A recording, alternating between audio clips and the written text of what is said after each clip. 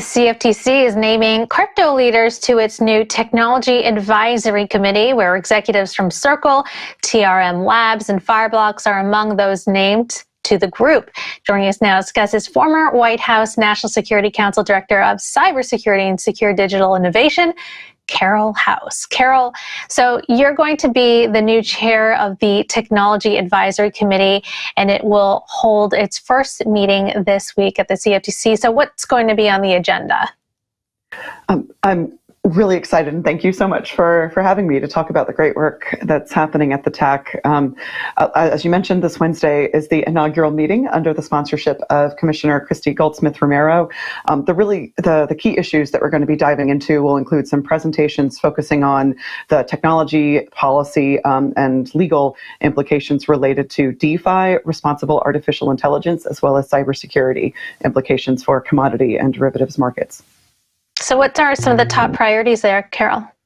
Yeah, I think the top priorities for the Commission in restanding back up and reconstituting the TAC is to make sure that they have this incredible group of experts. And I'm so excited about the group of experts that the Commission has selected to serve on the committee, and honored that I'm going to be chairing. But what they really want is to be able to drive a deep dive understanding of the emerging technologies that are currently evolving and the role that they play in the risk landscape. A risk equation means having to understand the threat landscape, the vulnerabilities that exist now or could be exploited in the future, as well as the great mitigations that are potentially presented by emerging technologies like DLT, like cybersecurity and AI solutions. So I think they want to understand the practical reality of what the developments and the technologies look like, where the greatest risks are, and then what we potentially could recommend to the Commission to do related to regulatory framework and policy approaches, but also promoting the positive technological innovations in the sector that are needed. So, are they looking at digital assets all in with the same lens? Are they looking at crypto as just one big thing, or is it some of it are commodities, some of them are securities? If so, which are which? And how do they approach stablecoins? We obviously had the executive order on stablecoins, and that's been a big factor to some degree. It's been part of that has played out in this recent banking crisis, with Circle not being able to access its funds for USDC. So looking at this, how is it going to approach digital assets? Yeah, I think that digital assets is a huge priority. Glad that you brought up sort of the spectrum of issues that have implications for the CFTC and commodity markets here. Part of the tax mandate is not just looking at implications for emerging tech on commodities, but also more broadly on financial services. I think that's an important broad scope to have, since obviously other types of financial institutions can deal with and engage in derivatives activity. So I think that the CFTC is trying to get a broad understanding of the implications for all of these technologies, and even the roles that stablecoins and others might play, that futures commissions merchants may engage in, and more broadly that they'll be used in derivatives markets. So I think that they're definitely taking an activity-based approach. That's what I've always seen from the CFTC, looking for the things that fit the categorization of commodities, but also wanting to understand that scope of when assets are being used that meet the definition of securities and provisions like the Howey test, but also looking at those things that are more functional substitutes for money, like you mentioned, stablecoins are a priority for them to understand as well. Well, there seems to be some conflicting stances here, because we have SEC Chair Gary Gensler saying that proof of stake tokens could likely be securities, which would implicate Ethereum. The CFTC has been saying, well, it's a commodity. How do you see these issues being resolved? I think ultimately, the regulators are having to look at each individual instance as under the specific facts and circumstances that are occurring. Just like with other consensus mechanisms and proof of work systems, proof of stake systems are not all made alike. So I think that there's a very deliberate intent by Commissioner Goldsmith-Romero in reconstituting the TAC to try to look at some of those specific, most common and prevalent models to to really make that determination of when something is functioning more like a commodity versus when it's engaging in securities activities. So I'm sure that there will be engagement and thinking about where things fall underneath the jurisdiction of the SEC versus CFTC, but I definitely think that the CFTC still sees a significant amount of domain that's underneath their purview, and then also potential future legislative changes that could expand that purview. Now, are you working with different departments in the executive branch? And if so, which one are you guys expecting to work with the most? Is it going to be Treasury, Defense? Is it going to be, where are you guys? NSC, some of the agencies, the alphabet soup of you could say it's everyone. But are there specific departments that you'll probably be working with closer than others? Like Absolutely. Transportation, or agriculture.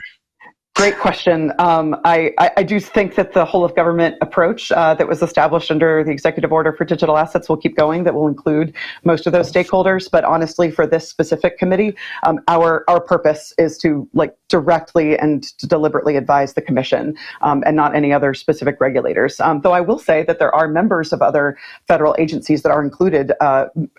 You have Kavita Jain from the Federal Reserve and also Todd Conklin from the Department of the Treasury. So at the moment, the only specific other federal agencies that I'm aware of that we'll be working with on the committee are Treasury and the Fed. I also wanted to address our last guest, Custodia CEO Caitlin Long. She said that she believed that there was some sort of coordination among government agencies, the regulators, et cetera, to snuff out crypto firms from the banking system. And there's this whole conspiracy, if you will, called Choke Point 2.0 that is under the belief that there is a force of government policymakers, regulators, et cetera, that want to remove crypto firms from the U.S. banking system. I just want to gather your thoughts on that. I did hear her remarks, and I always appreciate her perspective as always.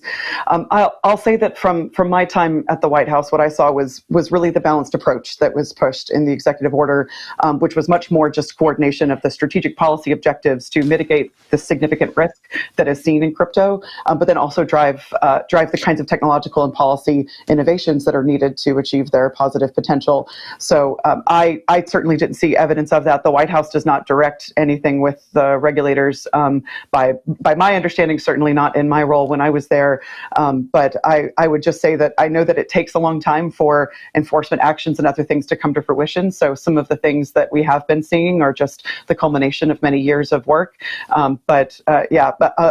Otherwise, I think what I've seen has been a balanced approach on one side, trying to mitigate the risk, and on the other side, try to figure out where we can drive the right types of positive technological and policy developments to meet high standards. Here we see we see a bit of a financial crisis going on because of the banking sector. We saw quite a bit of a crisis over the past several months involving crypto. First, we can go back to the collapse of UST, but also FTX. And all the way to, as we just discussed, Circle not being able to get, deal with its own funds because of the banking crisis for USDC. Do these particular issues, how do you see that as a threat, let's say, to national security? How can they be exploited? What sort of problems do you foresee happening and threats happening? Specifically because not necessarily people hacking into crypto account, hacking into central bank, centralized exchanges, but the volatility happening in the crypto markets and in the banking sector. How do you think those could be exploited by enemies, and what are like the most pressing threats right now for our security? Yeah, I think holistically, and I know that there's different reasons that that things like FTX and Terra Luna happened compared with what's happened with the banks lately. But ultimately, financial stability is critical for achieving U.S. objectives, because the strength of the U.S. financial system really sits at the heart of so many parts of the toolbox of U.S. national security tools and capabilities. So I think that anything that potentially weakens the sector could be of concern. We're also hearing very strong statements from the regulators and the president to strengthen the system and to highlight that there should be confidence in it more holistically. But I will say also that something that is key of national security concern is that driving any of the actors in cryptocurrency and other financial markets to have centers of gravity outside of the United States is also counter to U.S. national security objectives, because if they're outside of the U.S., are they underneath U.S. regulatory frameworks and reach and strength of sanctions regimes? So I think that those are critical things that have to be accounted for as well in regulatory approaches. Any near-term threats, let's say the next 3 to 6 months, that you see exploiting the situation?